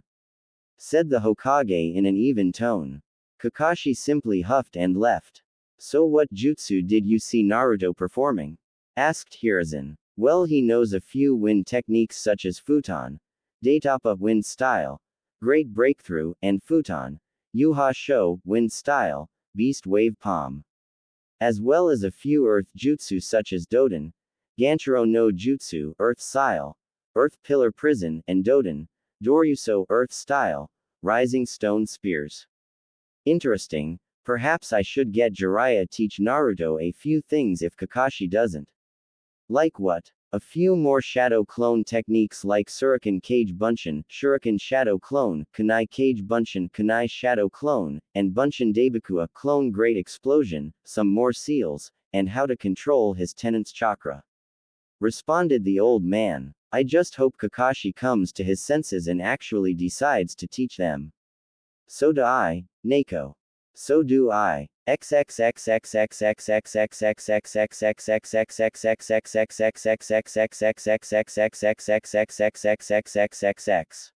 Next day, main gate 7 a.m. Hello Tazuna. Hey Sakura-chan, Tem, I've got something for you. Said Naruto as he walked up to the gate. What could you possibly have for us that would be of use, Dobi, and where's your stuff? Asked a skeptical Sasuke. This is going to be a long mission and I'm not letting you borrow anything. Yeah, Naruto, yelled Sakura, agreeing with Sasuke for the sake of agreeing with Sasuke. Here, said Naruto as he tossed them each a scroll. A scroll. Wow, you want us to read? Thanks, Naruto, drawled Sakura, voice dripping with sarcasm only the biggest of morons wouldn't catch. It's a sealing scroll, said Naruto, slightly irritated. You use it to store things so that you don't actually have to carry as much, allowing you to travel faster and without as much strain. I have a few others, one of which has all my stuff in it. Wow, Naruto, where did you get it? Asked Sakura. Naruto shrugged and said, I made it. HMPH, yeah right Dobi, if you made this then it's not going to work. You probably just bought it somewhere and said you made it so you don't seem as useless. Jabbed Sasuke. Yeah, Naruto, shouted Sakura again. If you don't want them then give them back. Said Naruto. No way, Naruto, these things are valuable. Shouted Sakura. They are? Asked Naruto. I just thought the store where I got my first two was really overpriced. Well, if you did make them you could sell them. Said Sasuke. What about these? Asked Naruto, pulling out around 100 explosive tags. What the hell are you going to do with all of those?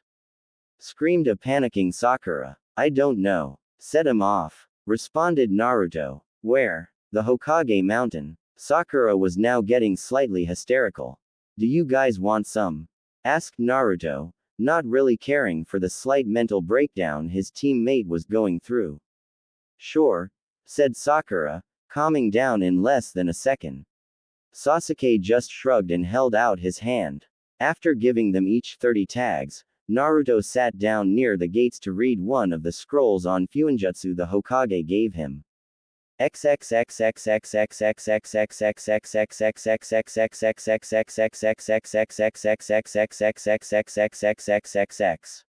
Main Gate 730. Hello everyone, said Kakashi nonchalantly as he walked up to the gates. You're late, screamed Sakura. Sorry, I was packing and I didn't notice the time, said Kakashi apologetically. Then you should have packed yesterday, said Naruto as Sasuke nodded. Is everybody ready to get going? Asked the Junin, completely ignoring the blonde. No, Kakashi-sensei, I was waiting for you to show up so I could ask you to wait for a few minutes while I fed my fish. Deadpanned Naruto. Anyways, do you want one? Asked Naruto holding out a sealing scroll. I don't see why not, said the silver-haired man after a moment's consideration. As he sealed his pack into the scroll, he turned to his team and client and said, all right, if we leave now, we should only have to camp once and we'll be there by noon tomorrow. Sasuke, Sakura, we have an addendum to our mission. What is it, Kakashi-sensei? Asked a nervous Sakura as Tazuna sweated in the background. Something which did not go unnoticed by the three male shinobi. When we are finished with the mission, we are going on a side trip to a place called Uzushihyogakur. Which made Tazuna confusingly sigh with visible relief. We're going to an allied village? Asked the confused Pinkett. No, we're going to its ruins. The village was destroyed in the early years of the Second Great Shinobi War. So why are we going there? Asked Sasuke, finding the whole conversation pointless. Because I asked a favor of Gigi, explained Naruto. What do you mean, Naruto? Asked Sakura. I asked if we could go there after our mission was over with, since it wouldn't be too far out of our way. Why would you want to go there? Because I want to see my home, said Naruto cryptically. What do you mean, your home, Dobi? Konoha is your home. I'll give you 3 guesses as to who said that. It's the village where my clan came from, said Naruto. What clan? You don't have a clan, you're an orphan, said Sakura. Naruto sighed, as he pulled out the book he found 2 weeks ago, turned to the pages on Uzu, and held it out to Sakura. As she read, with Sasuke reading over her shoulder, their faces went through several changes, not the same ones at the same time, of course: confusion, shock, disbelief, disdain, anger, fear, and fascination being some of them. What? Naruto's clan helped found Konoha. Why weren't we taught this in class? If this is any indication, then I seriously need to stop harassing him before he goes postal on me. HMPH, whatever. Couldn't have been that strong if they were wiped out. Well, now that that's settled, let's get on with the mission.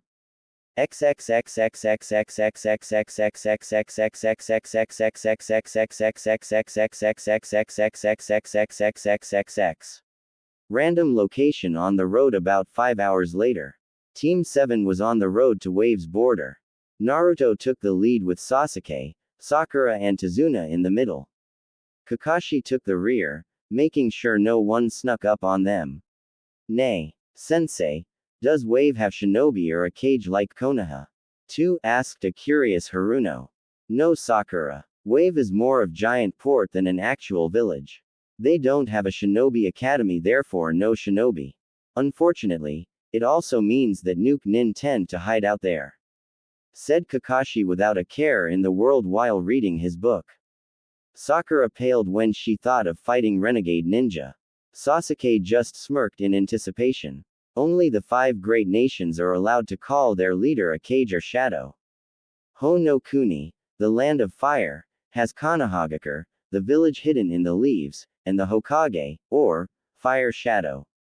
Kase no Kuni, the land of wind, has Sunagakure, the village hidden in the sand, and the Kase cage, or wind shadow. Kaminari no Kuni, the land of lightning, has Kumogakure, the village hidden in the clouds, and the Raikage, or lightning shadow. Tsuchi no Kuni, the land of earth, has Iwagakure, the village hidden in the stones, and the Tsuchikage, or the earth shadow. And finally there's Mizu no Kuni, the land of water, with Kurigakure, the village hidden in the mist, and the Mizukage, or the water shadow. Said Naruto, who was also reading a book like his teacher, but it wasn't a smut one. Soon the group came across a puddle. That's weird. Why is there a puddle there? We haven't had rain in days, it's a hot dry day, and we're nowhere near a water source. Plus the ground is dry and dusty, so it should be absorbed into the ground by now. Realizing that something must be up, he looked back at Kakashi and made the slightest of motions with his head, gesturing towards the puddle. Kakashi, astounded that Naruto noticed, simply nodded his head almost imperceptibly. Let's see what you can do, Blondie. Suddenly two people with the scratched headbands that signified they were missing nins of Kurigakure came out of said puddle and wrapped Kakashi in an odd chain. One down, said the one with his right hand in a strange gauntlet. As they tore Kakashi to shreds.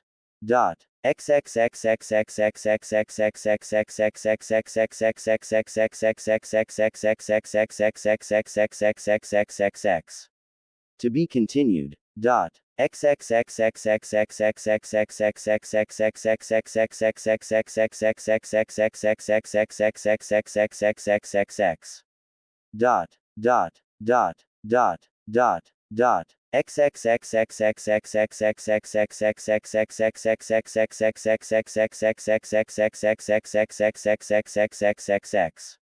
Immediately.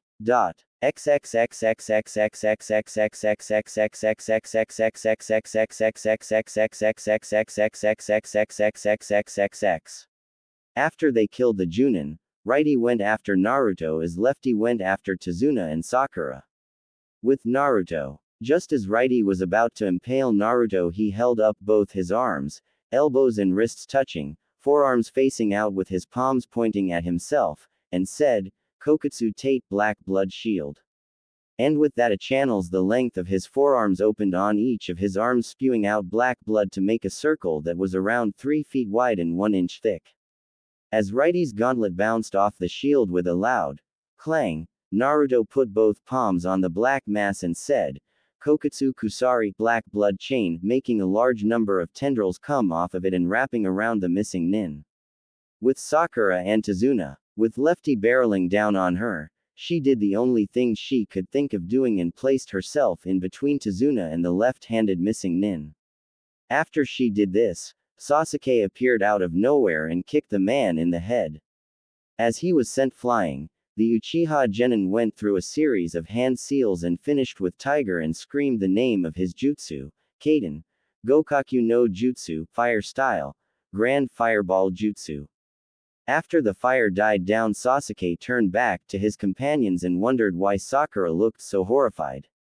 Turning back, he saw Lefty with his claw 6 inches away from his chest.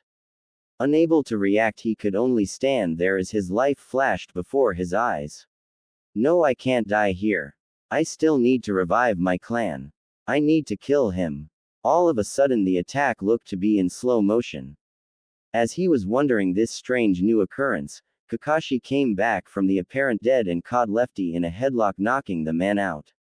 Good work, team, said the cycloptic Junin. Sakura, I'm proud of you protecting the client.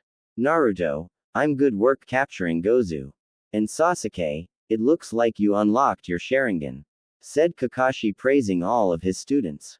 The Dobi was able to capture one and I almost die. That's pathetic. I need to get stronger. With my new Sharingan, I can get strong enough to kill him, so I guess it's not so bad a trade-off. Thought Sasuke as he glared at the missing nin writhing on the ground, caught in Naruto's Kokutsu Kusari, Black Blood Chain. Kakashi-sensei, you're alive? Asked Sakura. Of course, Sakura. Something like that would never kill me, said Kakashi, playfully pointing at a pile of wood that signified a substitution 3. But why pretend you weren't when those two attacked? I wanted to see who their target was, explained Kakashi. Ninjas attacking ninjas is one thing, ninjas attacking civilians is another, he said, turning to Tazuna.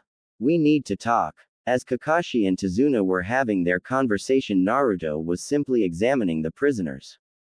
Those are some pretty interesting gauntlets, said the Kyuubi. Perhaps. What about 'em? Why not take them? 4. Why would I do that? If I want claws, I'll just make them with the kokatsu. Oh, and if you're separated from it. If you're so low on chakra you can hardly stand. Face it, Kit, you need a weapon. Isn't that what kunai and shuriken are for? They're not really weapons, more like basic tools. Very well, I'll take them, said Naruto to the fox as he slipped the gauntlets off the missing nins and placed them into a sealing scroll, with the only one noticing being Kakashi. He then turned back to the others as they finished up the conversation. So what do you guys think? Asked Kakashi. We should continue the mission, sensei, said Naruto. I agree with the Dobi, it would look good on our records to have an A- rank as a genin, said Sasuke. And I wouldn't feel right just leaving Tazuna to die, said Sakura. Well, it looks like it's your lucky day, Tazuna, said a cheery Kakashi. Thank you. You have no idea what this means to me, said a relieved bridge builder. Just so you guys know, now that the Chunin level assassins failed, the nest will be stronger, possibly Junin. You will leave them to me and protect the client. Do you understand? Hi Kakashi sensei, course the 3 genin. Good, now let's be on our way. Dot.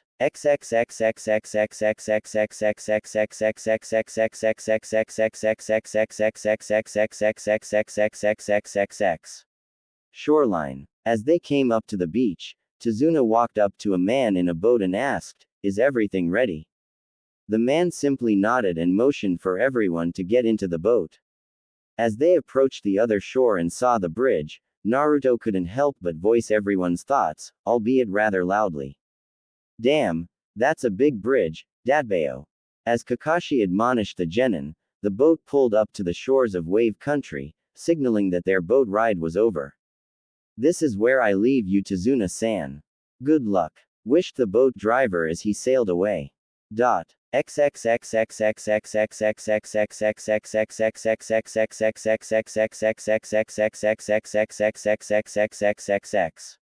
Forest clearing. Naruto had just mentally scarred a rabbit, when all of a sudden a huge Zanbato-type blade cleaved through the air and embedded itself into a tree as Kakashi yelled for everyone to get down. Suddenly a man appeared on the handle of the blade, balancing perfectly as he stared as the 5 people on the ground.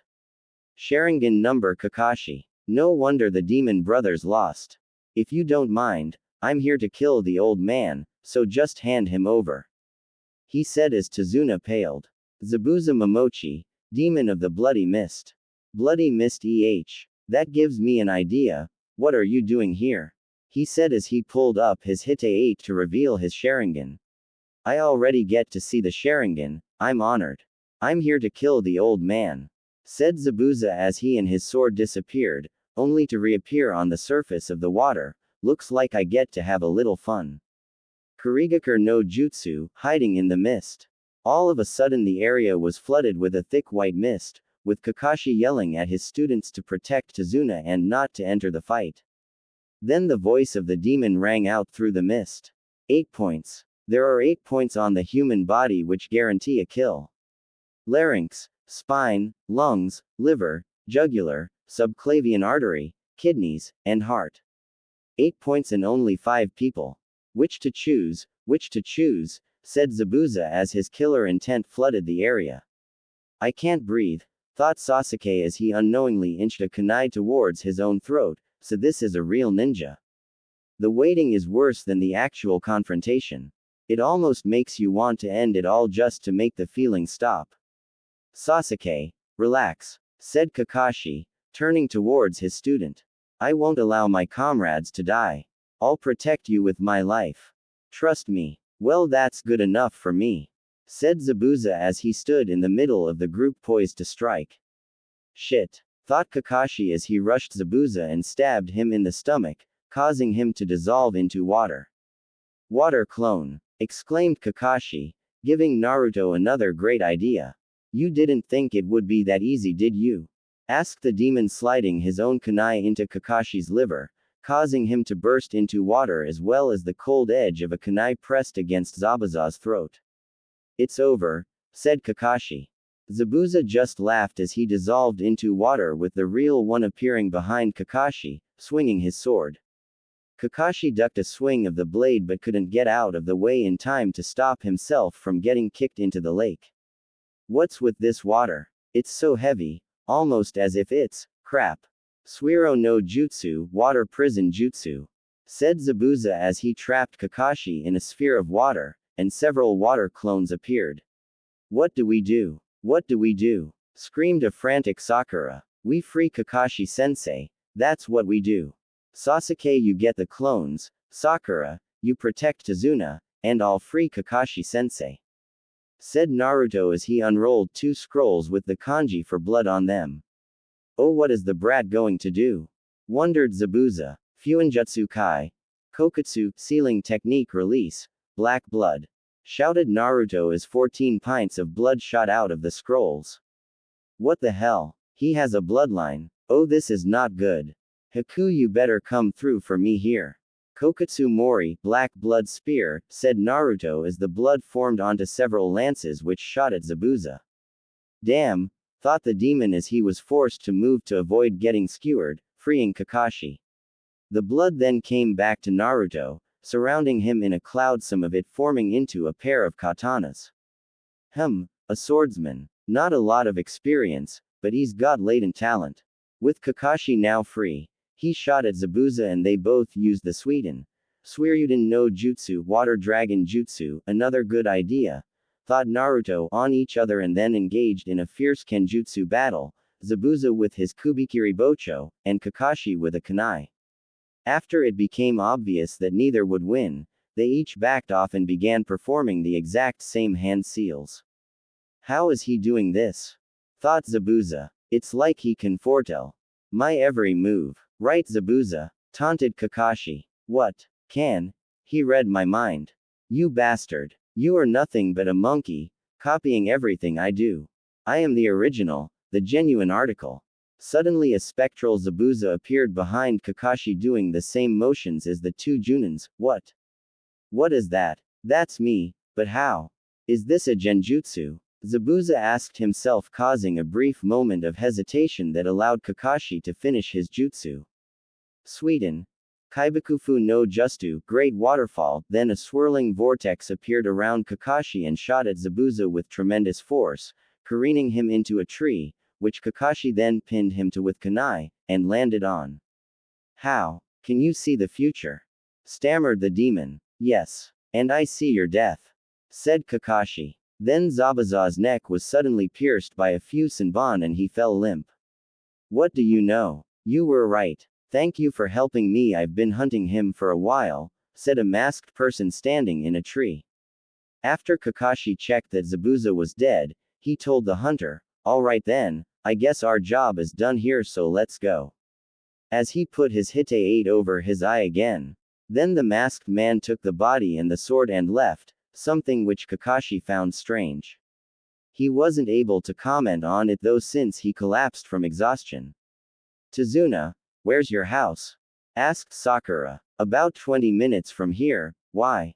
What's wrong with him? Asked a frantic bridge builder. He's exhausted and needs rest, replied Naruto as he picked up his sensei.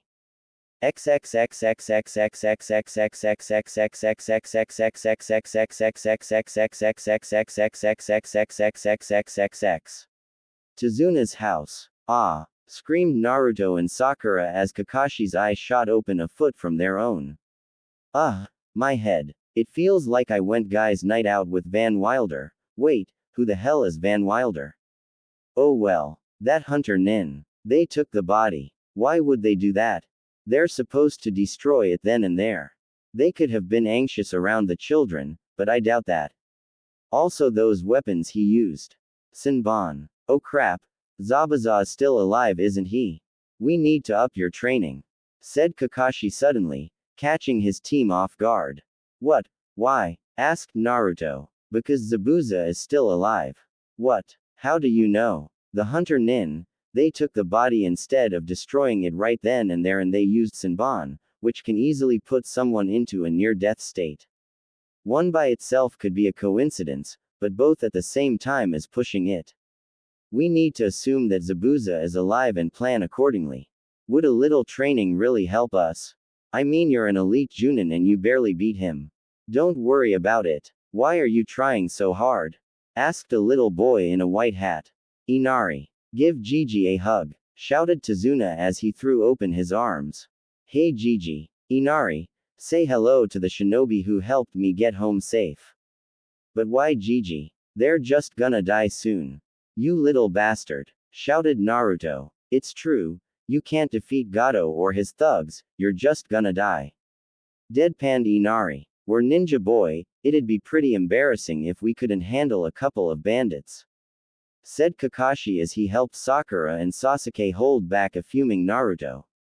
Whatever, if you don't want to die I suggest you just leave. Said Inari as he walked up the stairs to his room. Sorry about that, he's had a hard life. Said Tazuna apologetically. It's alright, said Kakashi. Now, we have a big day tomorrow, so get some sleep.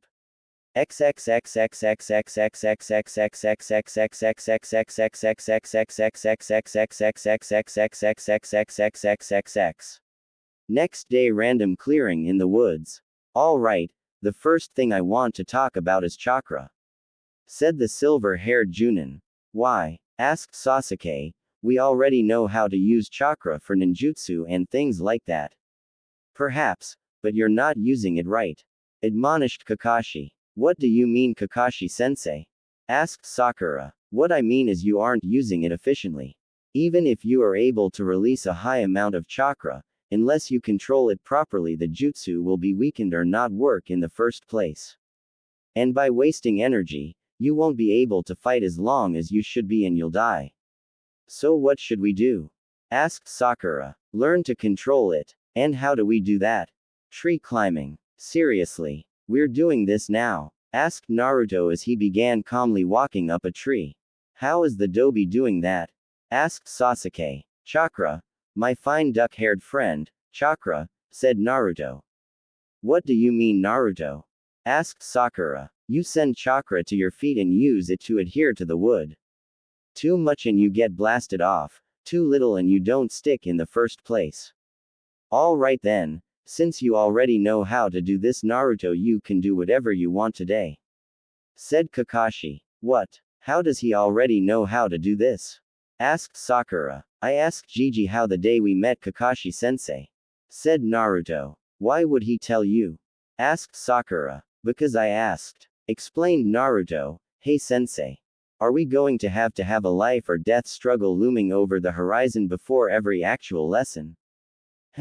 You say something. Asked Kakashi as somewhere in Konoha a man with a bowl cut and a green leotard face faulted for seemingly no reason. Kakashi-sensei can you follow me? There's something I want to talk to you about. Inquired Naruto.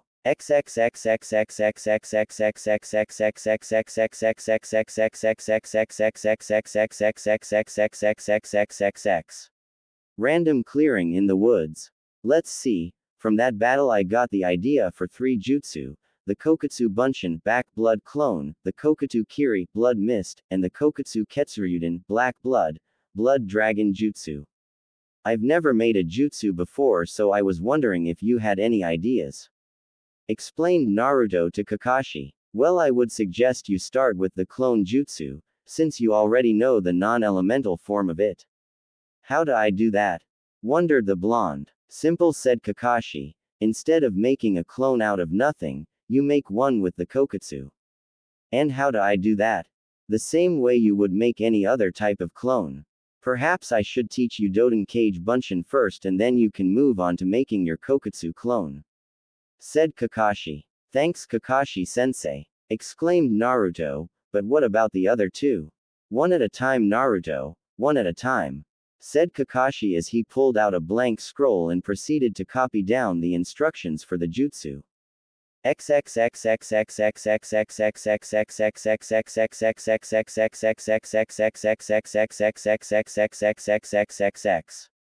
Forest clearing morning 3 days later.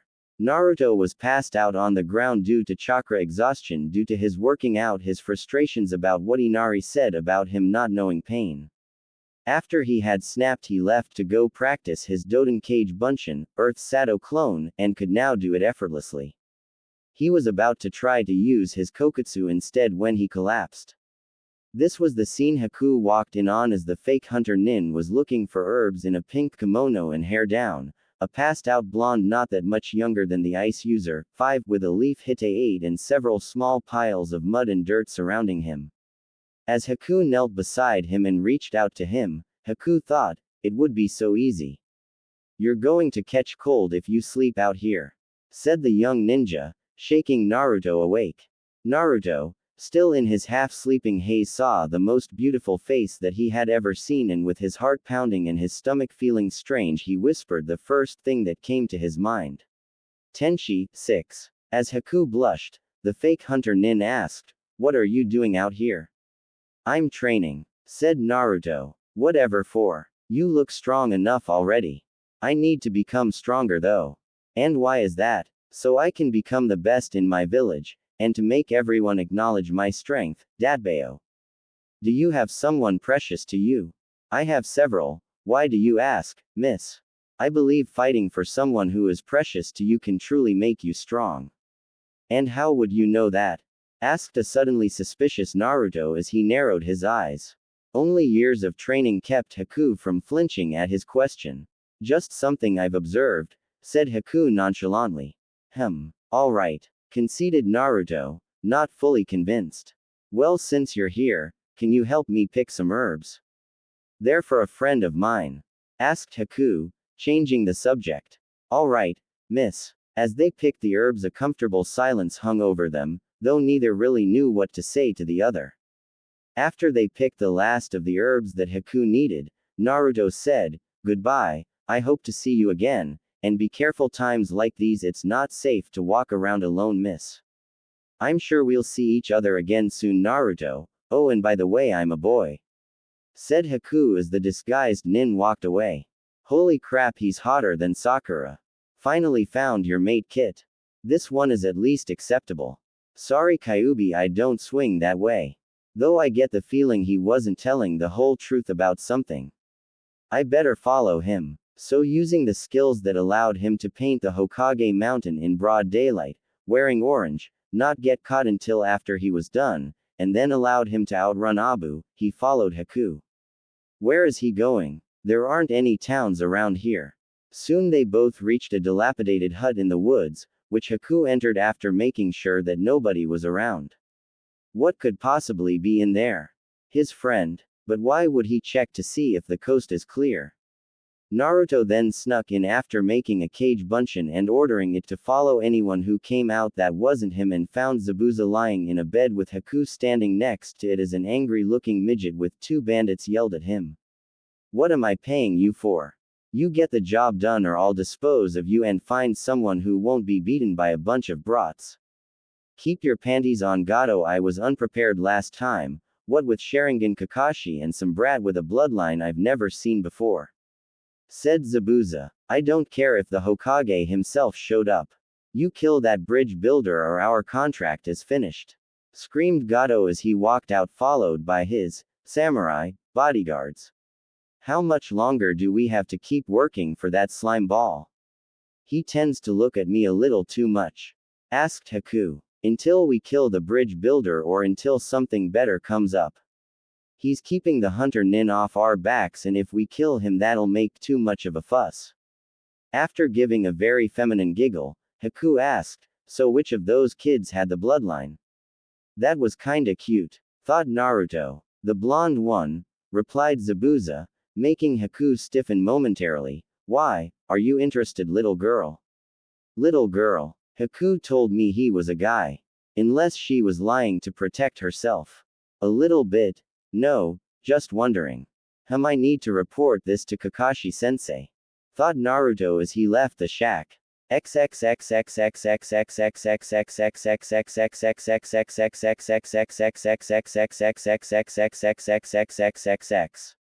With the clone. "Okay.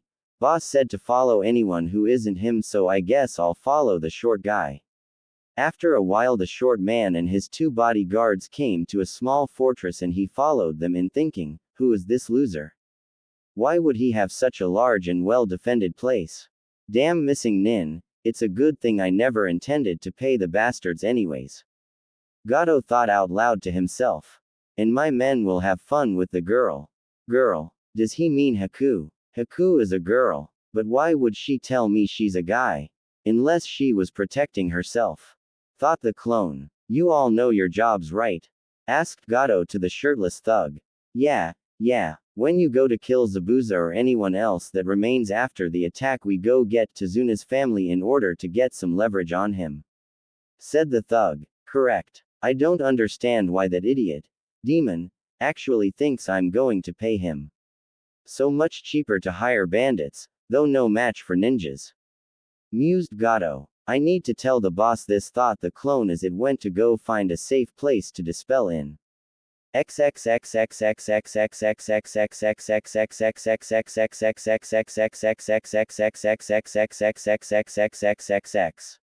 Tezuna's house. So let me get this straight. After you snapped at our client's grandson and made him cry, you went out into the woods alone and trained until it nearly killed you, and perfected the jutsu, then passed out, only to be awoken by a stranger, and immediately agreed to help them pick herbs, after which they told you they were a guy. Then you went into an enemy base, where you came across this same person with an alive Zabuza and Gato talking about the hit, and then you found out that this Haku is actually a girl, while at the same time you had a clone follow Gato who revealed that when Zabuza attacked again he would have two of his thugs attack Tsunai and Inari and then he would put all of us 6 feet under.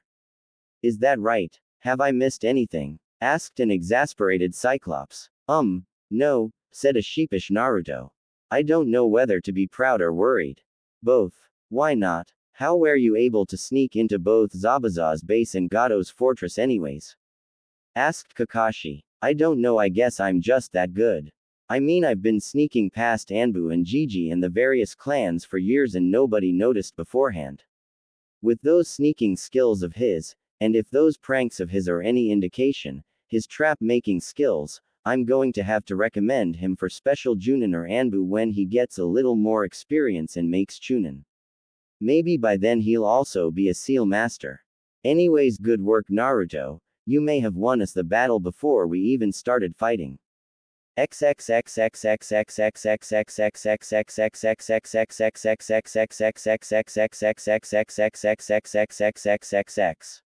At the bridge day of the fight. Who did this to you? Tezuna frantically asked a dying worker. A demon, said the man as he passed away. Well, it looks like we meet again. And all 3 of your brats are here. Excellent, I've been hoping for a rematch. Said Zabuza as he materialized in the mist with Haku next to him wearing her full Hunter Nin battle regalia. Zabuza, wait. We are not your enemies. Said Kakashi. Oh, and who is? Asked the swordsman. Gato is. He never planned on paying you. He's planning to wipe out the survivors after our fight to the death. And how do you know this? We have a trusted source on the inside, explained Kakashi. Interesting. Well, how about we give him what he wants? What do you mean? We spar a little and wait for the prick to show up with his army and then play a little game of, who's the better killer? I don't see why not, said Kakashi. So me and you, Haku and your brats. We won't go after the bridge builder since if what you say is true we have no need for him. Why don't you come with us to Konoha? Asked Naruto as he received the memories of the dozen or so clones he left to take care of Gato's bodyguards. What do you mean, brat? Asked Zabuza. Why don't the 2 of you come to Konoha? You could teach people Kenjutsu and Haku could work at the hospital or as a shinobi with her skills. How do you know I'm female? I thought I told you I was a boy. Wondered Haku. I followed you and saw your conversation with Gato about the Hokage and stuff. Ah. After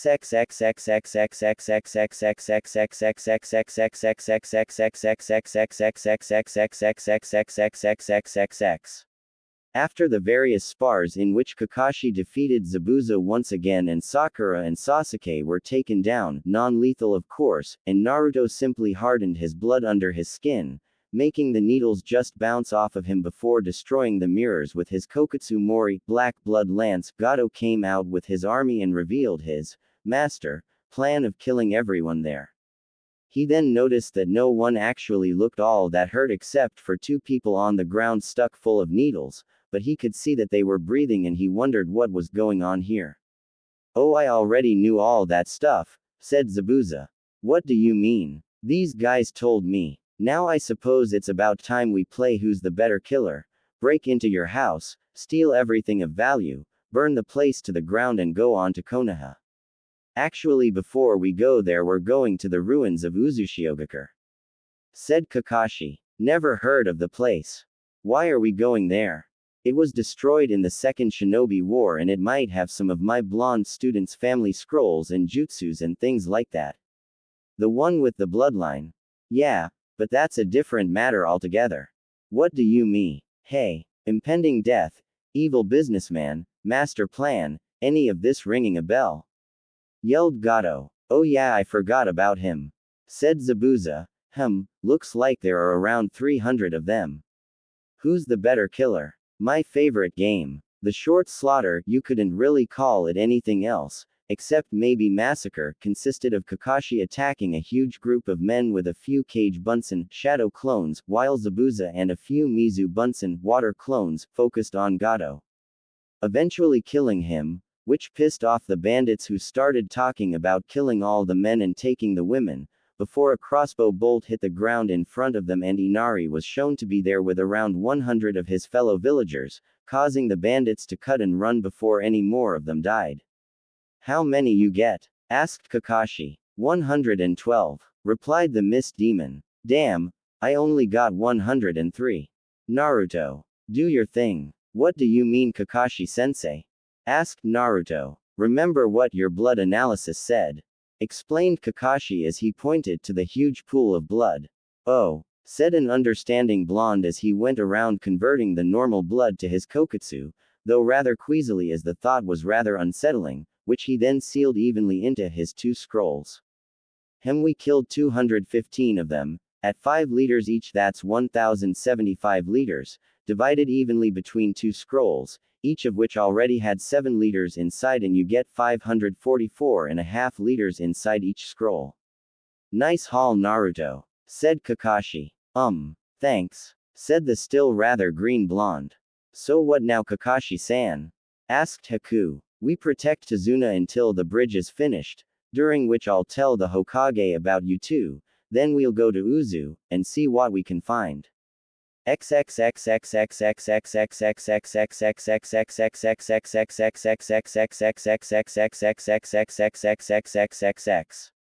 Tazuna's house next day. Zabuza was currently keeping his promise to the late Gato, and was ransacking the dead man's house for anything of value with a rather large sealing scroll that Naruto made for him on the provision that he be given a 20% cut. After laughing at the audacity of the kid, he accepted and left around noon, and he still hadn't come back yet. Naruto was talking to his sensei about what they might find in Uzu when he suddenly smelled himself and decided to take a bath. He had just opened the door, when suddenly he caught a face full of Haku clad only in a towel, showing him that Haku was most definitely female.